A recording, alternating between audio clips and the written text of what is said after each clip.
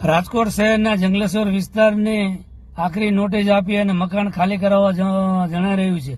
Collector સાહેબના નિવેદન મુજબ, અખબારી નિવેદન મુજબ તેઓ કહી રહ્યા છે કે અમે 400 કરોડની જમીન ખાલી કરાવીએ છીએ, પણ આજ કલેક્ટર તંત્ર દ્વારા ભૂતકાળમાં યુએલસી જમીન, સૂચિત જમીનો રેગ્યુલર સરકારના આદેશથી કરવામાં આવી છે. આમાં પણ રિવરફ્રન્ટ સિવાયની જગ્યા રેગ્યુલર થઈ કેમ છે એમને નો હટાવે તો પણ ચાલી શકે છે. પણ અત્યારે આ સત્તાધારી પાર્ટી કે સત્તાધારી પાર્ટીના ધારાસભ્યો, આગેવાનો કે અહીંના શહેર પ્રમુખો બીજેપીના, એ લોકોને કોઈના પેટનું પાણી જ નથી હલતું. એમાં માનવતા મરી રહી છે, એમાં દયા પણ નથી. વાત રહી કલેક્ટર સાહેબના જમીનની, કે તેઓ કહી રહ્યા છે કે આ 400 કરોડનું જમીન અમે ખુલ્લી કરાવવા જઈ રહ્યા છીએ. એનો અર્થ એવો થયો કે આ ગરીબોની 400 કરોડની જમીન ખુલ્લેઆમાં સરકાર લૂંટી રહી છે. અને બીજી વાત, આપણે જે આ ડિમોલેશન જે વિસ્તારમાં થઈ રહ્યું છે એ અંદાજે 1534 મકાન છે.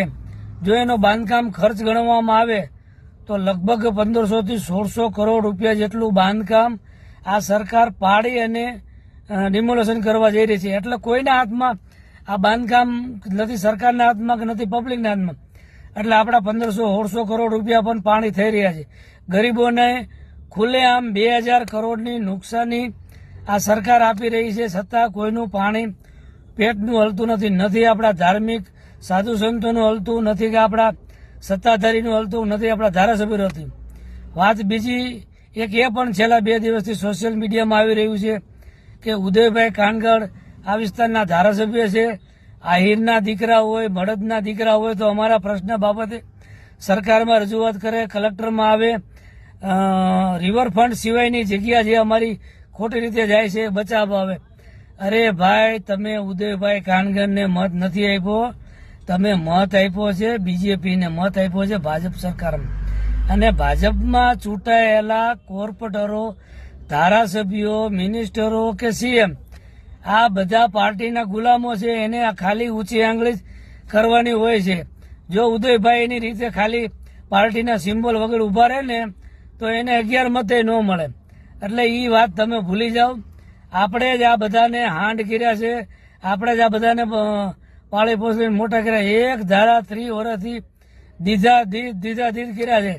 એટલે એ લોકોને ખ્યાલ છે અમે કાંઈ પણ કરી છતાં અમે તો ચૂંટાવાના જ છીએ. અને એ સાચા છે, એ ચૂંટાય જ છે, એમાં એનો કોઈ વાંક જ નથી. આપણે હિન્દુના નામે, મુસ્લિમના નામે, જ્ઞાતિના નામે, ધર્મના નામે આપણને છેલ્લા 2 દિવસ કળા કરી જાય છે અને આપણને છેતરી જાય છે. એનું આ પરિણામ છે. રાજકોટમાં આવા 55 મફતિયા છે. અમે 55 મફતિયામાં જય પત્રિકા બાટી અને જગાડ્યા.